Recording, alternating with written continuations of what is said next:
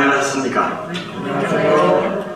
여러 분들 이렇게 뵙게 돼서 또 반갑습니다. 또 목사님들 이제 한 자리에서 이렇게 뵙게 돼서 참으로 반갑고요. 또 장로님들 참 평소에 못 뵙다가 이렇게 뵙게 되니까 좀 반갑습니다. 여러분, 희소식이 하나 있는데요. 유엔에서 전 세계적으로 평균 수명이 늘어나기 때문에 우리가 연령을 분류하는 이 분류를 재조정하는 발표를 했습니다. 2015년에 발표했는데 아직도 많이 모르시는 분들이 있는 것 같아요. 그런 발표는 몰랐지만 그래도 우리 사회에 살면서 아니 노인인데 왜 저렇게 건강하지? 이렇게 느끼면서 사는 분들은 많았을 것입니다. 그 발표에 의하면은 미성년자, 청년, 중년, 노인 이 분류를 이렇게 했습니다. 특별히 선진국에서는 틀림없이 제대로 적용해야 되고 우리 마인드도 따라가야 되리라고 생각이 되는데요. 미성년자를 1살부터 시작해서 17살까지가 미성년자. 그 다음에 청년을 18세부터 65세까지. 유엔에서 다 과학적으로, 체질적으로 연구조사해서 조정한 거예요. 그 다음에 중년을 66세부터 79세까지. 그 나이 또래에 계신 분들 정말 그래야 되겠구나 하는 생각이 들지 않아요? 네. 그 다음에 노인이 80세부터 99세까지. 그 다음에 100세 이후는 장수노인. 제가 이 보고를 보고 내가 너무 늙게 살고 있었구나 하고 제 마음과 정신을 다시 조정하고 사니까 제가 다시 장년이 되고 중년이 됐습니다.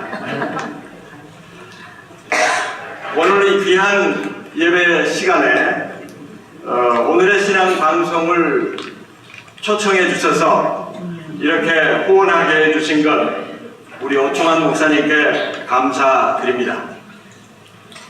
사실 지난 40년 동안 오늘의 신앙 방송이 몇 년이 방방곳곳을 향해서 복음을 새천사의 기별을 전할 수 있었던 것은 로마린다 교회의 후원이 아주 절대적이었습니다. 이 복음이 마지막 복음이 온 세상에 전파되기 위해서 그것만을 위해서 전문적으로 헌신하는 기관이 필요합니다. 설교는 많고 웹사이트는 많고 유튜브에서 다 들을 수 있지만 재림 교인으로서 비재림 교인을 위해서 그것만을 목적으로 해서 그 사람들을 타겟으로 해서 내보내는 메시지는 오늘의 신앙 방송이 유니크합니다. 그래서 하나님께서 지난 40년 동안 하나님의 섭리로 이 방송을 지켜주신 것 같아요. 지금도 채널 44.1에서 공중파로 나가고 있고 그 다음에 웹사이트에 오래전부터 모든 방송을 들을 수 있고 모든 통신 과목을 다 할 수 있도록 컴퓨터를 연결할 수 있도록 시대에 맞춰서 해왔고 지금은 핸드폰 시대라고요. 그래서 핸드폰 시대에 맞게 앱을 또 얼마 전에 출시를 했습니다. 그래서 여러분들이 아이폰이든 안드로이드 폰이든 카톡을 사용하든지 간에 거기 앱스토어에서 오늘의 신앙 한국말로 치시면 앱이 금방 인스톨이 됩니다. 그래서 그 앱을 열어보면 역대 지금까지 했던 모든 오늘의 신앙 방송이 들어있고 또 말씀의 향기, 예수와 함께 또 영문으로 통신 과목 모든 과목이 비디오, 오디오 또 볼 수 있도록 이렇게 다 공부할 수 있게 됐습니다. 이제 이렇게 페이퍼로 안 해도 그냥 그거 열어보면 다 할 수 있도록 아주 편리하게 상당히 많은 경비를 들여서 그렇게 했습니다. 그 이후로 오는 반응은 참으로 놀랍습니다.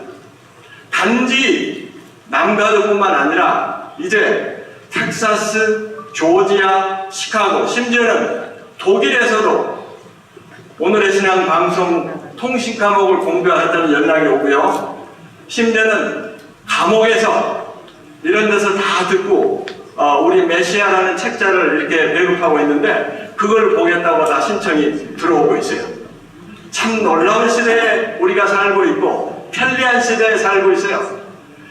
그래서 여러분들의 후원이 이렇게 방방곡곡에 복음을 전하는 일에, 특별히 재림교회 기별과 교리를 전하는 일에 쓰여있다는 사실을 여러분들이 확신하시고 계속해서 후원해 주시기를 바랍니다. 가만히 돌이켜보니까요, 우리 오늘의 신앙 방송이 어려울 때가 있었어요. 아주 어려워서 계속 해야 하느냐 중단해야 하느냐는 어려운 시기가 한 6년 정도 계속됐었는데요. 그때 홍명기 장로님을 통해서 그 6년을 참 어려웠는데 아마 중단됐을지 몰라요 그때. 근데 그걸 이렇게 지나고 나니까 지금은 이렇게 앱을 출시하게 되고 온 세상을 향해서 독일, 오스트레일리아, 일본 이런 데서도 계속 연락을 와요. 공부를 하고. 여러분들도 아주 쉬워졌어요. 지금 여러분들이 받은 신앙 뉴스레터는 어떻게 앱을 설치하는가 하는 내용이 자세히 기록되어 있고요. 여러분들이 친구나 이웃이나 소개할 때 그 앱을 소개해 주고요. 또 카톡에 들어가면 거기에 이런 방송을 들어보라고 이렇게 문대주면 그냥 듣는 거예요. 아주 쉬워요. 보는 거예요. 방송도 듣고 공부도 할 수 있고. 그 다음에 며칠 후에 만나면 그 좀 통신 과목 공부해보니까 어떻더냐. 저도 장로교에서 이 교회에 들어올 때 여러 가지 이 방법을 많이 유익을 얻었지만은 통신 과목이 주된 역할을 했습니다. 부인할 수 없는 사실이에요. 아직도 아주 우리 모두에게 통신 과목은 계속적으로 유익합니다.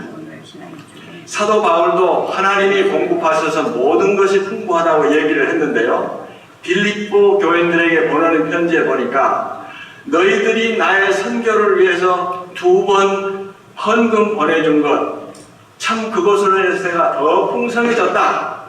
그것은 하나님께 향기로운 제물이요 하나님이 기뻐하시는 바라 하고 표현을 하고 있습니다.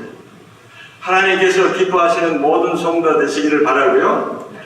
설교 도중에 여러분들이 아직 작성하지 못하신 분들은 서약서 작성하셔서 소속 교회 성함 분명히 적으시고 거기에 자기가 드릴 수 있는 만큼 하나님과 여러분 개인 사이에 성령의 역사를 따라서 드릴 수 있는 것보다 조금 더 과하게 드리면 여러분의 머릿속에 레지스터가 되고 여러분의 이기심이 사라지는 데 그만큼 도움을 받는다고 합니다.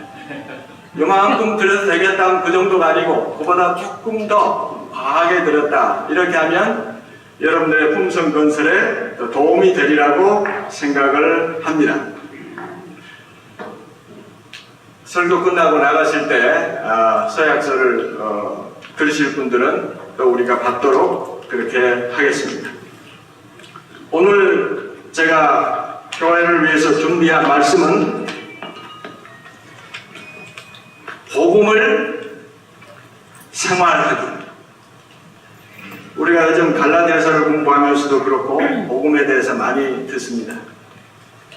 이 복음을 어떻게 일반 생활에서 생활할 것인가, 그리고 그것이 어떤 모양으로 나타나는가 하는 것에 대해서 제가 남은 시간 동안 말씀을 나누고자 합니다.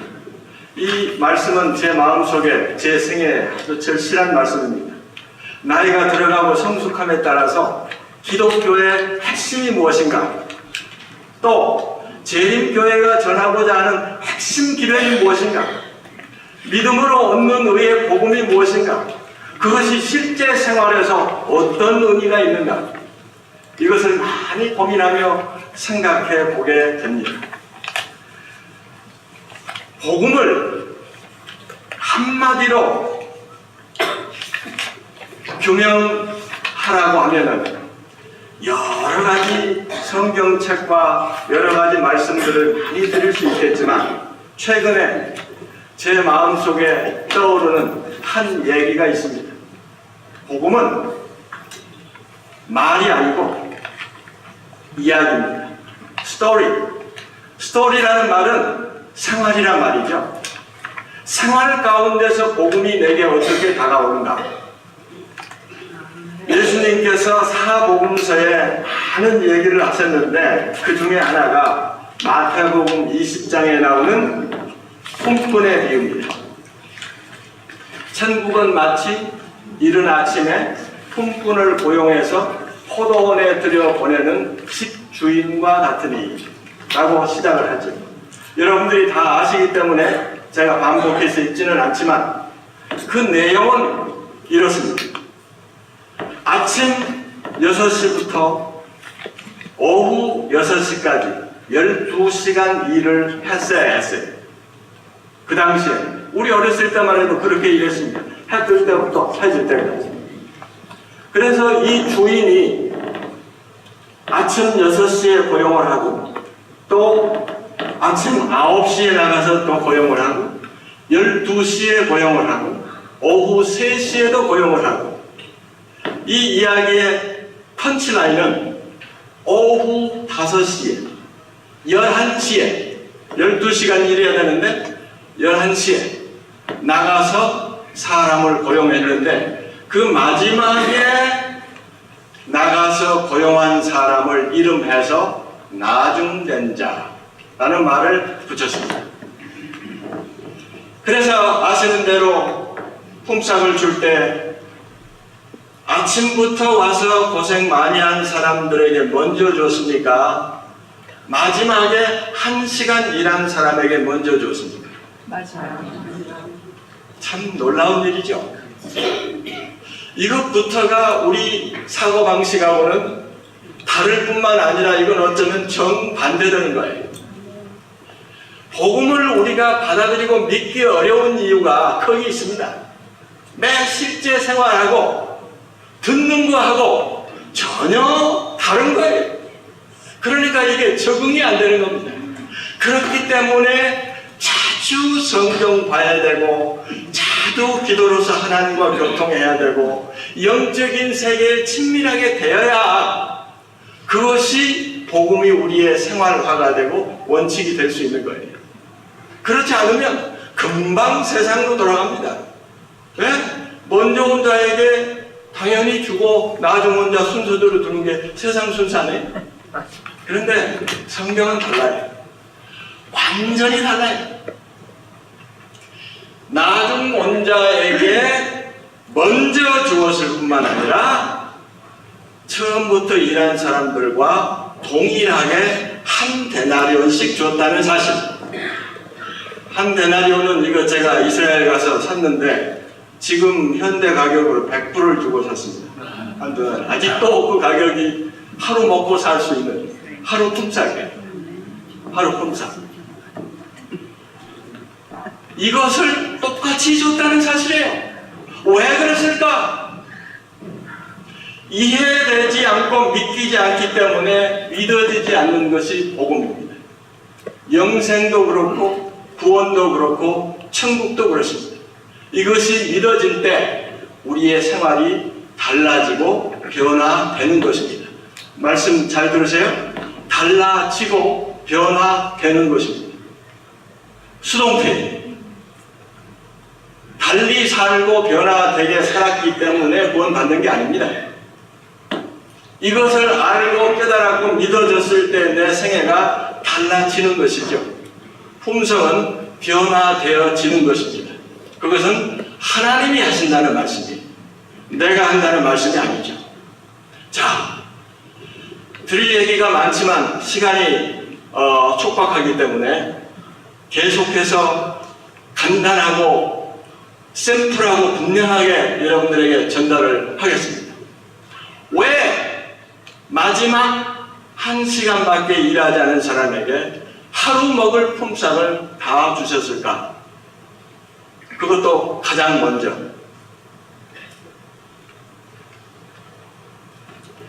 이건 많은 사람들이 은혜라는 말로 표현하고 뭐 여러 가지 말로 표현하지만 생활적으로 이해하기 위해서는 이 집주인의 마음과 이 마지막 일한 사람에 대해서 좀 더 깊이 알 필요가 있습니다.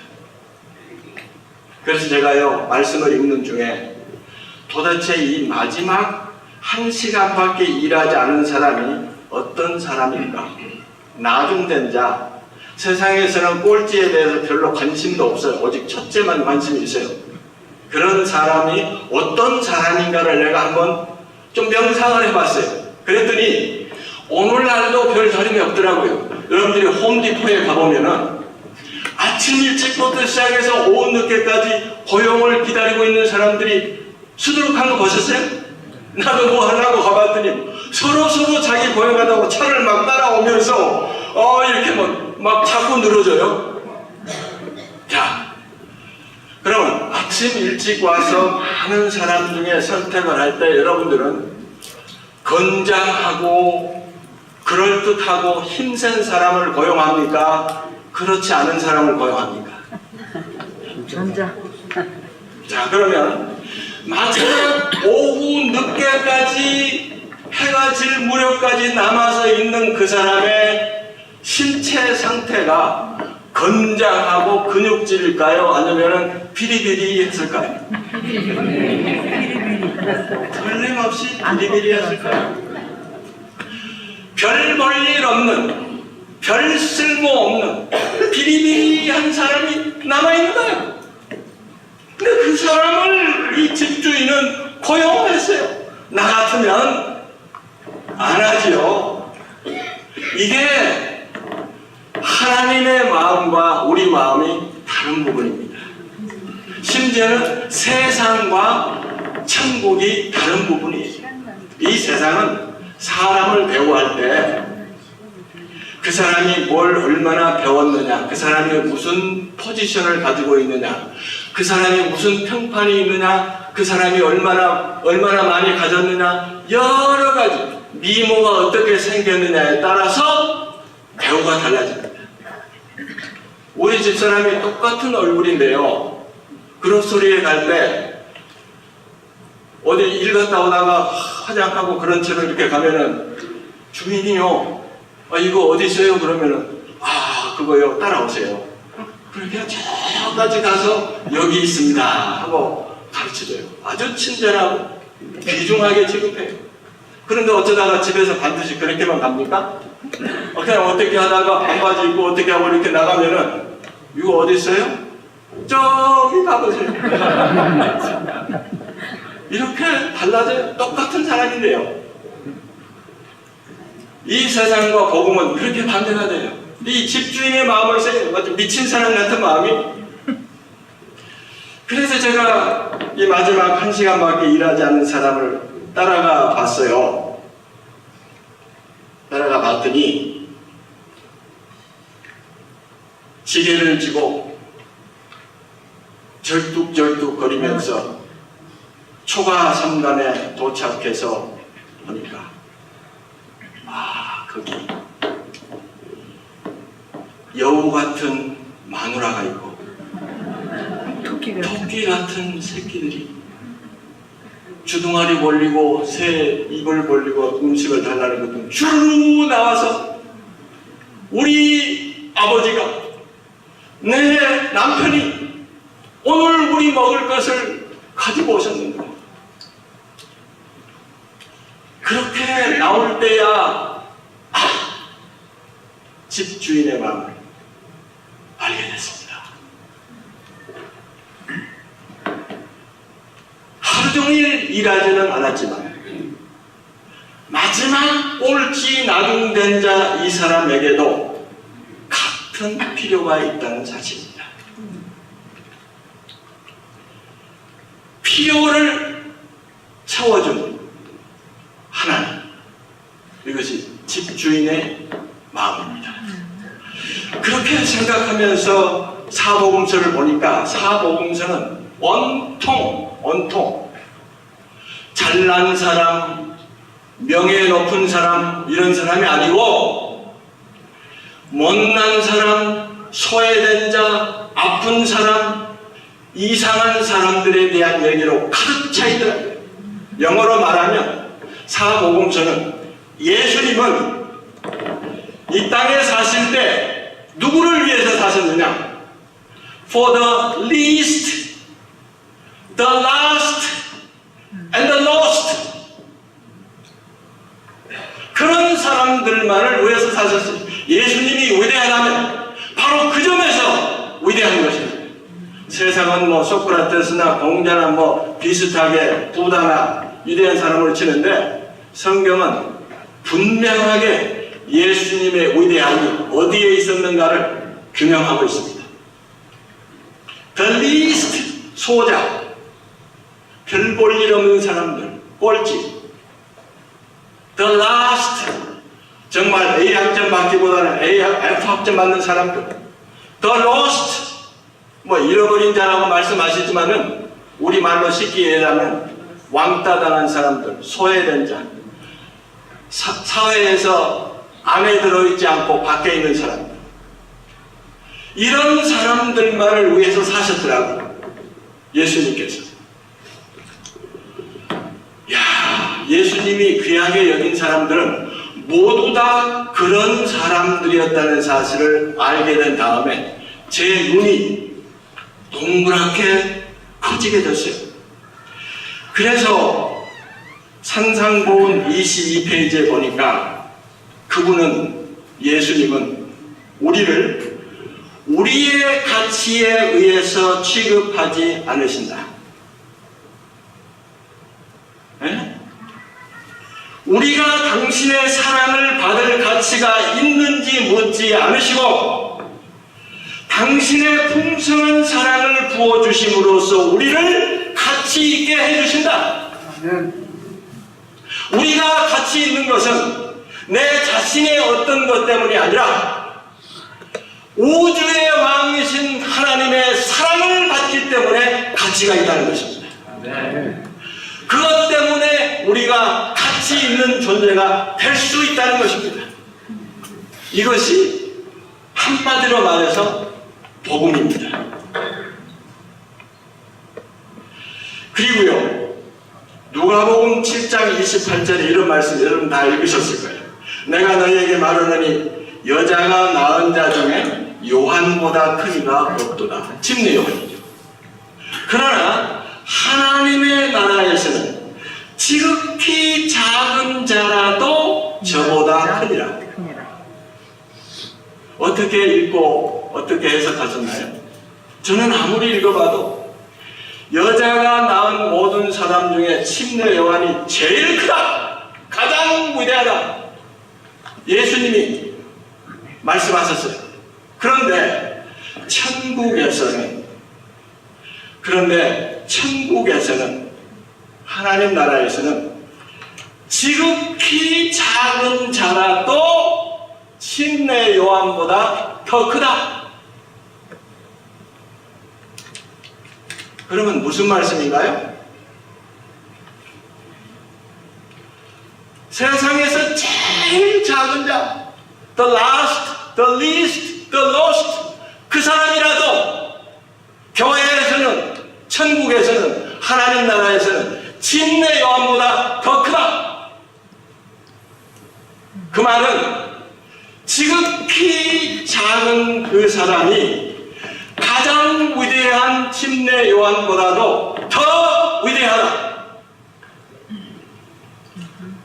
그 말은 영어로 Everybody is somebody. 모든 사람이 다 위대하다.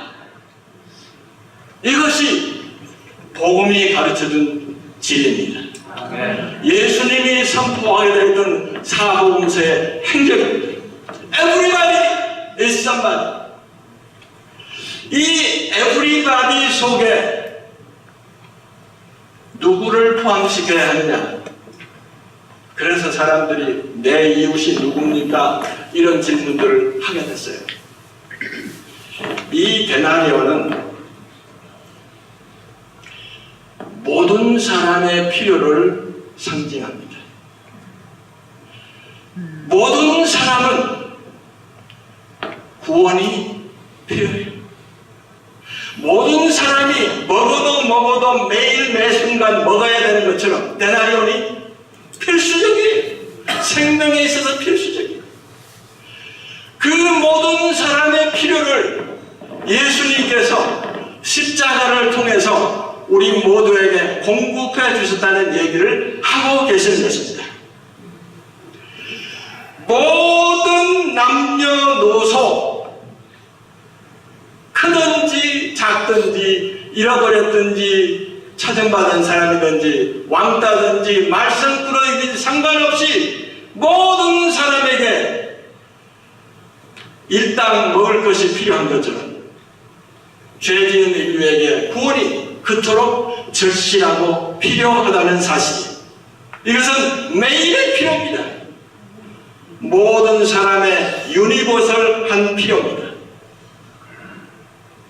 제가 이 사실을 생각하면서 가장 먼저 생각한 사람이 제 집사람이었습니다.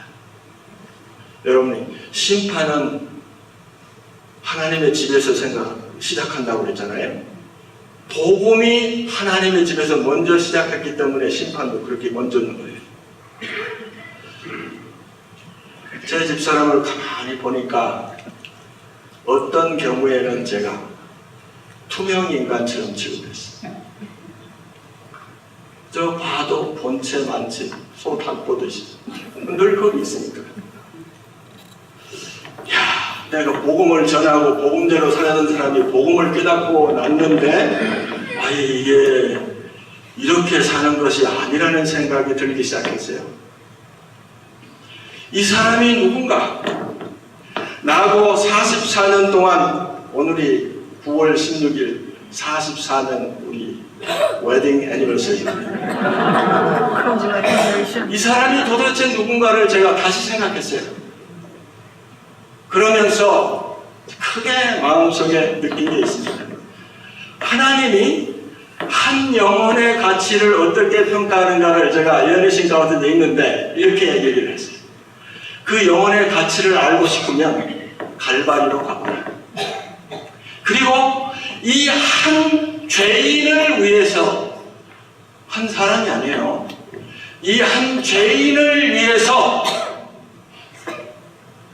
십자가를 능히 질 수 있다는 예수님의 심정을 가지고 그 영혼을 평가해요. 그때서야 그 영혼의 가치를 바로 평가할 것이다.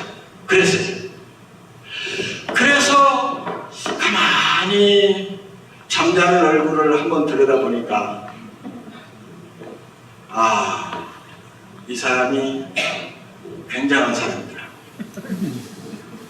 뭘 하고 뭘 어떻게 해서 뭐 유튜브에 나오고 그래서 굉장한 게 아니고, 하나님의 비록 죄인이고 부족한 점이 많고 아직도 많은 갈등거리가 있는 사람이지만 하나님의 사랑받고 있는 죄인이더라고요. 그러면서 스바나에 나온 대로 정말 우리 하나님이 이 사람을 위해서 기뻐하며 잠잠히 사랑하며 즐거이 부르며 기뻐하라는 자라는 사실을 느끼면서, 야, 이 사람 대우하는데 내가 지금까지 해왔던 거와는 다르게 해야겠구나. 이 사람이 대통령의 아들이었다면 내가 지금까지 한 것들은 안 했을 텐데, 우주왕 하나님의 딸이라는데 말씨도 달라져야 되고 태도도 공손해져야 되고 정말 왕비처럼 모셔야 되는 존재구나 하는 사실을 느끼게 됐어요. 이렇게 말하면 남자분들이 좀 언페어하다고 생각을 하실 거예요. 여러분들이 모시고 사는 남편들, 나이가 중년 노인이 돼갈수록 초라하게 느껴질 때가 있습니다. 그러나 그 사람이 위대한 사람이었습니다. 예수님의 정의에 의해서 everybody is somebody. 어디 저기 밖에 다른 사람 아니에요. 비록 행동이 느려지고 생각이 판단이 느려지고 모든 것이 쇠퇴해가지만 하나님의 사랑을 온통 받고 구원받을 죄인으로서 용서받은 죄인으로서 하나님의 귀한 아들이란 말이에요. 하늘의 왕자란 말이에요. 어떻게 이 사람을 대우해야 될까요? 대답은 하나입니다. 사라가 아브라함을 어떻게 부름에 따랐다고요? 주라 부르며 예수님이라 부름에 따랐어요. 왜? 이 영혼의 가치는 예수님이 자기 생명을 주고 산 존재이기 때문에 이 영혼은 예수님과 같은 생명을 진 존재예요. 그래서 주라 부르며 따른 거예요.